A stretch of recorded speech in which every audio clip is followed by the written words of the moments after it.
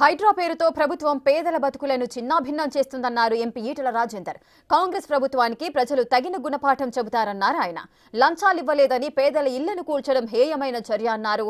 జవహర్ నగర్ పరిసర ప్రాంతాల్లో కూల్చివేతలు తక్షణమే ఆపాలని ఈటెల రాజేందర్ డిమాండ్ చేశారు. కూల్చివేతలు ఆపకపోతే పోరుబాటకు దిగుతామని ఆయన హెచ్చరించారు.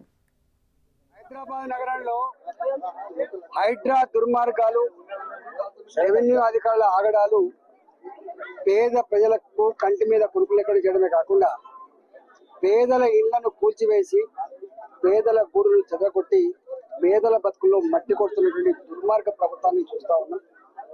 మేము ఇక్కడ బాలాజీ నగర్ లో, జవహర్ నగర్ లో,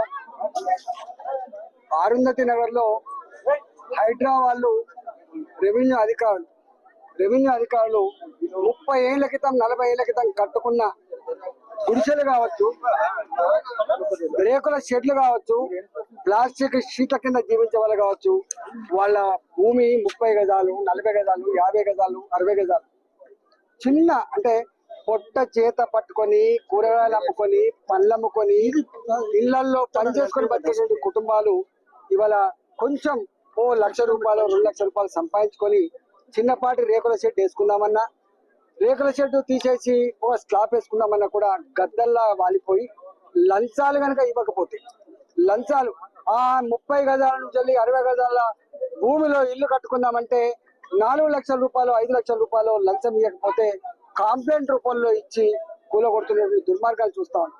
వీళ్ళు కొత్తగా ఆక్రమించుకున్న భూములు కాదు, కొత్తగా కడుతున్న కాలనీలు కాదు, ఇవన్నీ కూడా పాత కాలనీలలో 30 ఏళ్ల క్రితం కట్టుకున్న చిన్న చిన్న ఇల్లు తప్ప ఇంకోటి కాదు. కాబట్టి ఇలా దీనికి వ్యతిరేకంగా మేము ఇలా ధర్నా కార్యక్రమాన్ని చేపట్టాం.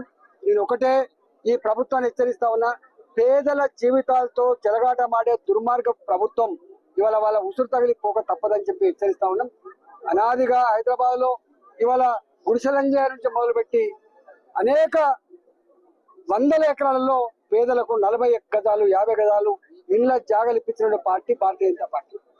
దత్తాత్రేయ నగర్ కావచ్చు, వాజ్పేయి నగర్ కావచ్చు, బద్దం బాలరెడ్డి గారు కావచ్చు, టైగర్ నరేంద్ర గారు కావచ్చు, అనేక సంవత్సరాలుగా పేదలకు అంతో ఇంతో జాగలు ఇప్పించిన పార్టీ మా పార్టీ. అలాంటి బస్తీలను కూలగొట్టే ప్రయత్నం చేయొద్దని చెప్పి ప్రభుత్వాన్ని హెచ్చరిస్తా ఉన్నాం.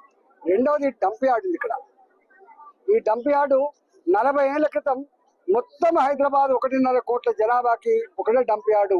ఆ డంప్ యార్డు వల్ల చుట్టుపక్కల 20 కిలోమీటర్ల వరకు ఆ మురికి నీళ్ళన్నీ కూడా విషంతో కూడిన నీళ్లుగా మారిపోయి ఇలా బోర్లు కానీ, బావులు కానీ, వ్యవసాయగాలు కానీ, ఇలా తాగే నీళ్లు కానీ విషమైపోయి జీవించే పరిస్థితి లేదు.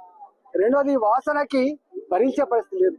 ఇక్కడ ఆ డంప్ యార్డ్ తో వచ్చేటువంటి పురుగులు, కీటకాలు వాలిపోతే మొత్తం